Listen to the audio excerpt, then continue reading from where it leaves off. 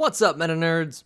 This video is all about the Gungan Shield Generator and the Fambaas they rode in on. Let's start with the Fambaa. They are considered to be non-sentient beings, a classification in Star Wars meaning that they have no self-awareness. Like the Gungans that would tame them, they are amphibians, being able to live in and out of water.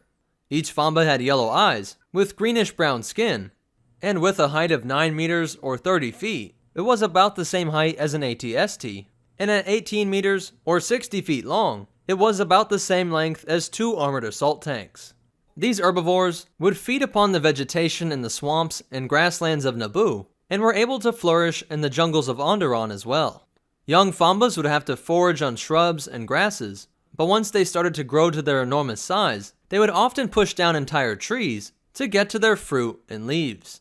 Naboo biologists have noticed that a herd would usually be made of 12 Fambaas, but during mating season, they would meet up in groups of hundreds.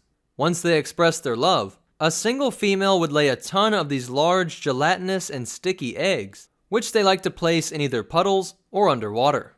Many of them would be hunted by the Sando aqua monster, which would often eat these eggs, but would also sometimes come up out of the water to devour the Fambaa young. The newborns that had not been eaten were born with gills and would spend all of their time underwater in the swamps. While they aged, they learned to spend more and more time out of the water, and these gills were eventually covered up by newer layers of skin that would harden up over the whole of this creature, giving the adult Fambaa an exceptionally tough hide. Domestication of these beasts had been a staple of Gungan society for millennia, and there were eggs incubated in the underwater Gungan cities built behind the hydrostatic bubbles. These cities also housed enormous stables so that they could train the Fambaa from its earliest moments. They became to be used both as beasts of burden and as cavalry and artillery, and of course with the development of the portable shield generators, the Fambaa would become crucial for defense as well.